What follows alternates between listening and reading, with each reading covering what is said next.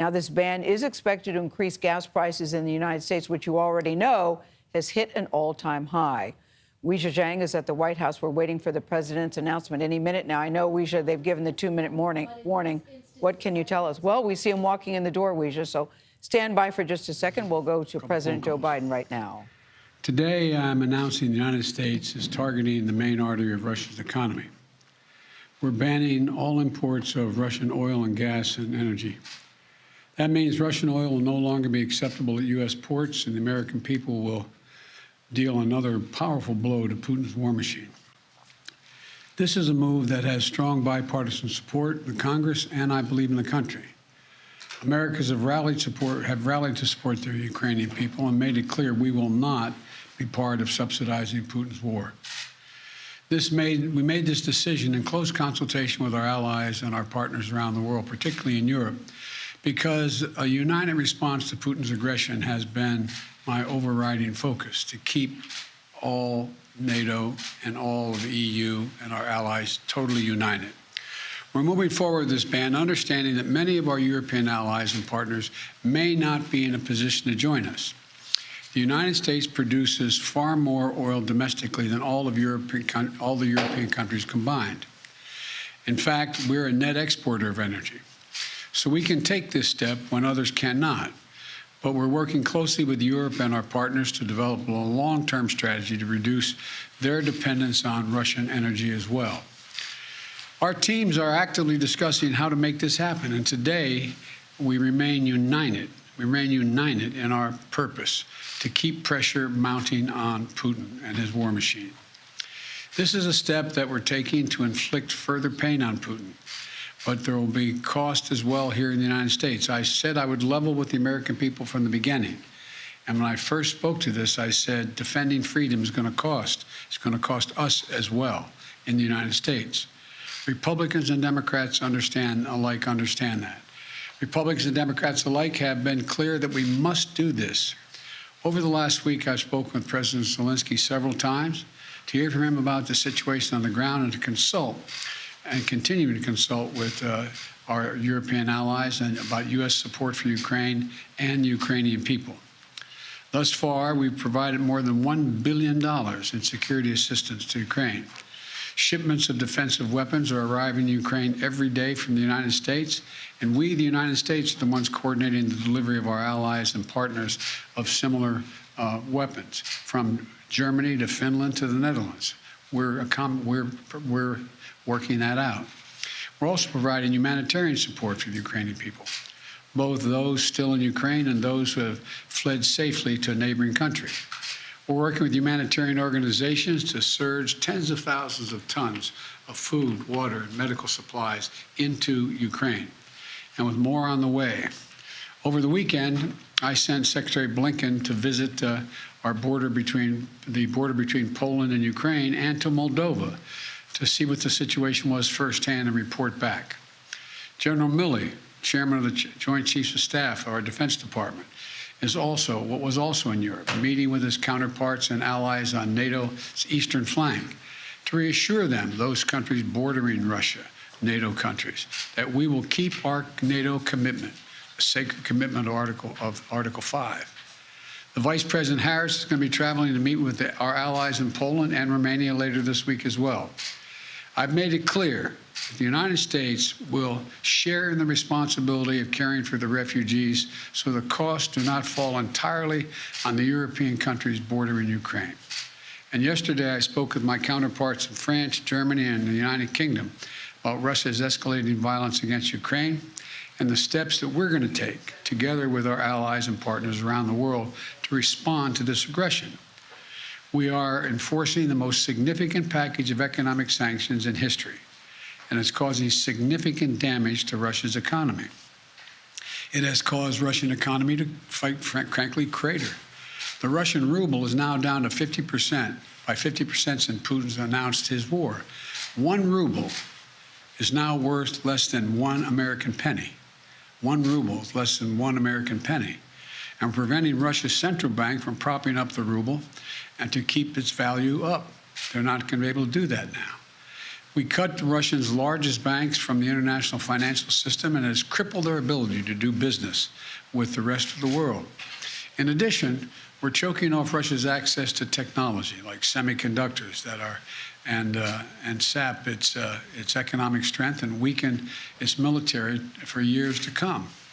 Major companies are pulling out of Russia entirely without even being asked, not by us. Over the weekend, Visa, MasterCard, American Express, they all suspended their services in Russia, all of them, joining a growing list of American and global companies from Ford to Nike to Apple. They've suspended their operations in Russia. The U.S. Stock Exchange has halted trading of many Russian securities. And the private sector is united against Russia's vicious war of choice. The U.S. Department of Justice has assembled a dedicated task force to go after the crimes of Russian oligarchs. And we're joining with our European allies to find and seize their yachts, their luxury apartments, their private jets, and all their ill-begotten gains to make sure that they share in the pain of Putin's war. These, by the way, are giant yachts. You've put some of them in your press. I mean, some of them are, I think I read one was over 400 feet long. I mean, this is worth hundreds of millions of dollars. The decision today is not without cost here at home. Putin's war is already hurting American families at the gas pump. Since Putin began his military buildup on Ukrainian borders, just since then, the price of the gas at the pump in America went up 75 cents. And with this action, it's going to go up further. I'm going to do everything I can to minimize Putin's price hike here at home.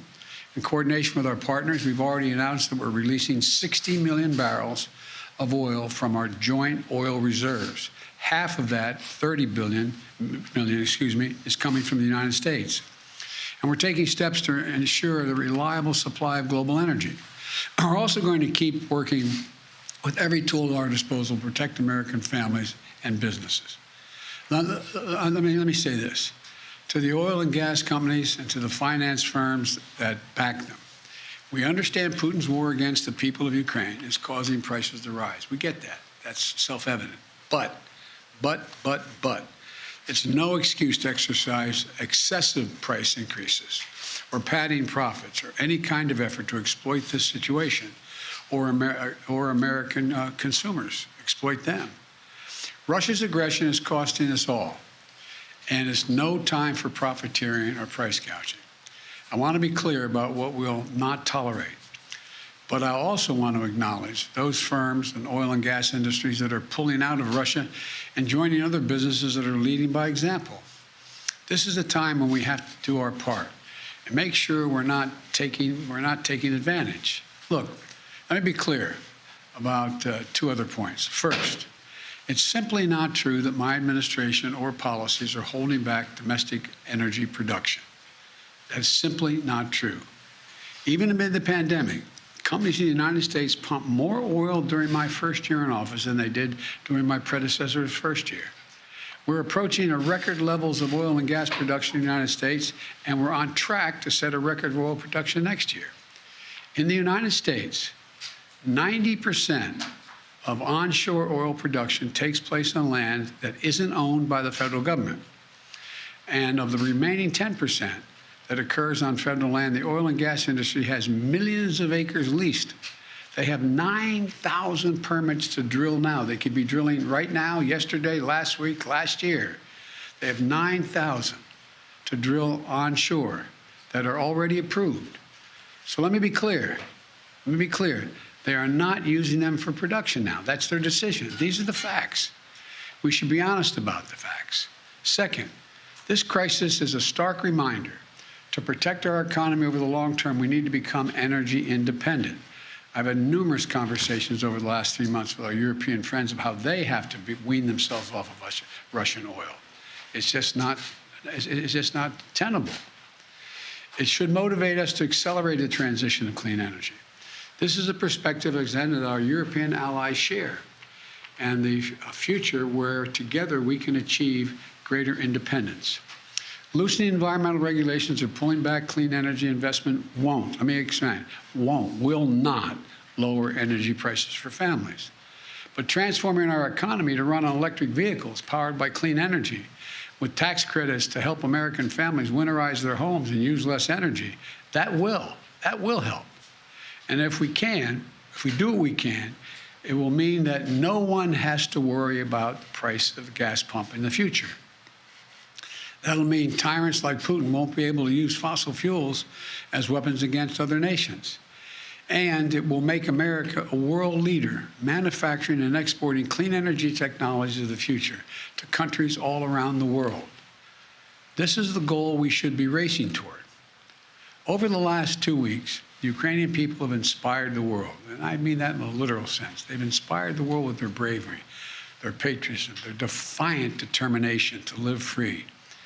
Putin's war has caused enormous suffering and needless loss of life of women, children, everyone in Ukraine, both Ukraine and, I might add, Russians. Ukrainian leaders, as well as leaders around the world, have repeatedly called for a ceasefire, for humanitarian relief, for real diplomacy. But Putin seems determined to continue on his murderous path, no matter the cost. Putin's now targeting cities and has been targeting cities and civilians, schools, hospitals, apartment buildings. Last week, he attacked the largest nuclear power plant in Europe with an apparent disregard for the potential of triggering a nuclear meltdown. He has already turned 2 million Ukrainians into refugees. Russia may continue to grind out its advance at a horrible price, but this much is already clear. Ukraine will never be a victory for Putin. Putin may be able to take a city, but he'll never be able to hold the country. And if we do not respond to Putin's assault on global peace and stability today, the cost of freedom and to the American people will be even greater tomorrow. So we're going to continue to support the brave Ukrainian people as they fight for their country. And I call on Congress to pass the $12 billion Ukraine assistance package that I have asked them for of late. Ukrainian people are demonstrating by their physical courage that they are not about to just let Putin take what he wants. That's clear. They'll defend their freedom, their democracy, their lives. And we're going to keep providing security assistance, economic assistance, and humanitarian assistance. We're going to support them against tyranny, oppression, violent acts of subjugation. People everywhere, and I think it's maybe even surprised some of you all, people everywhere are speaking up for freedom. And when the history of this war is written, Putin's war on Ukraine will have left Russia weaker and the rest of the world stronger. May God bless all those heroes in Ukraine. And now I'm off to Texas. Thank you very, very much. I know there's a lot of I know there's a lot of questions, but there's a lot more that has to be made clear, and I'm going to hold on that until we get more information. Thank you. Appreciate it.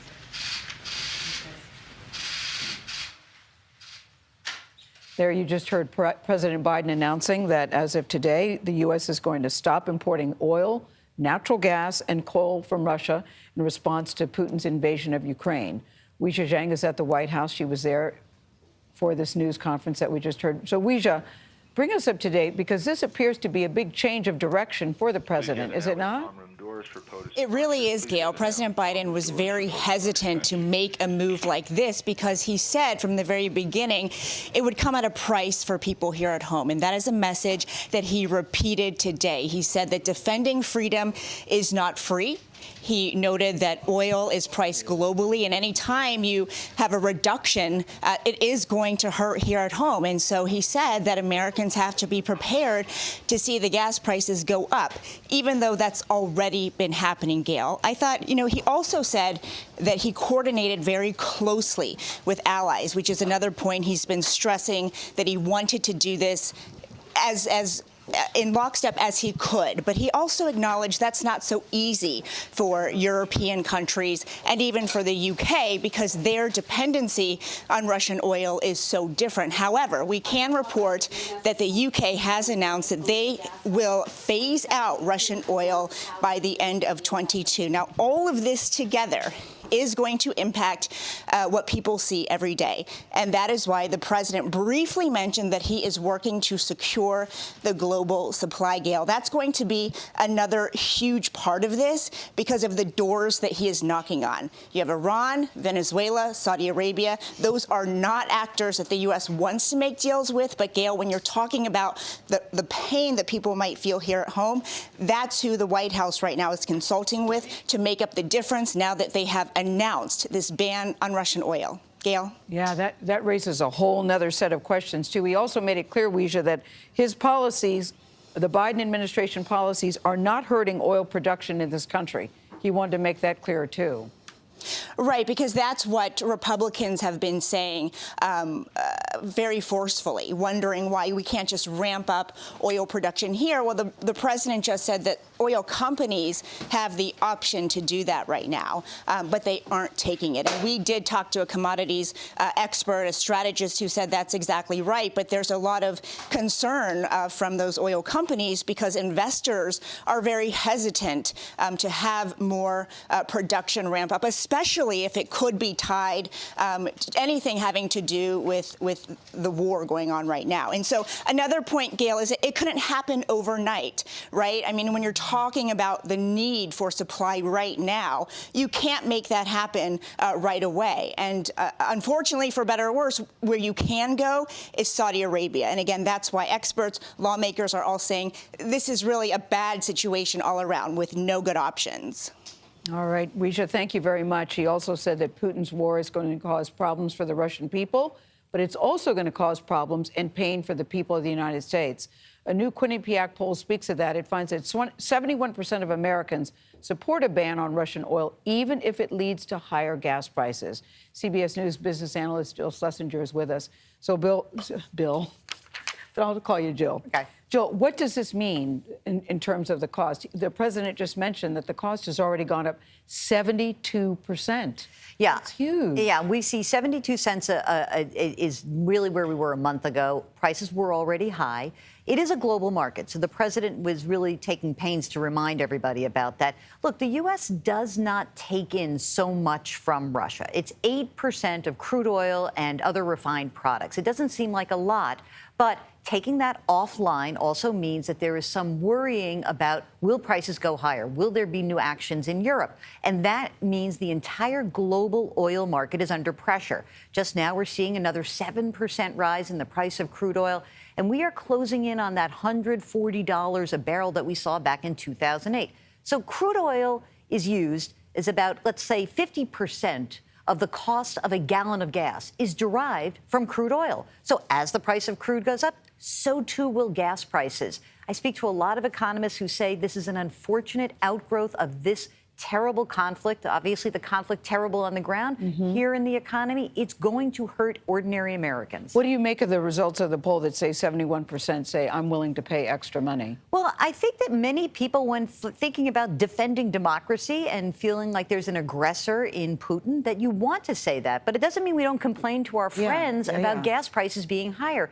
And we also have to remember, in a lot of this country, people are reliant on their cars to get to work. We are seeing the labor market open up. We are seeing the economy open up after COVID. This is the moment where we really thought that things would be better. And unfortunately, what we are seeing is that people have to absorb these higher prices. And maybe it's actually easier to absorb it knowing you're doing it for democracy rather than just saying the supply chain. But it is going to get worse for American drivers and consumer of energy before it gets better. Yeah, I think many people wish that we could inflict pain on Russia, not inflict pain on ourselves, but it's not working out that way. Absolutely. All right. Thank you, Jill. Our coverage will continue on the CBS News Streaming Network, and you can watch it on CBSNews.com or on our CBS News app. Hope you have one of those. There will be more to come on your local news and on the CBS station, and tonight on the CBS Evening News with Norah O'Donnell. Many of you will now return to CBS Mornings. This has been a CBS News Special Report. I'm Gayle King here in New York.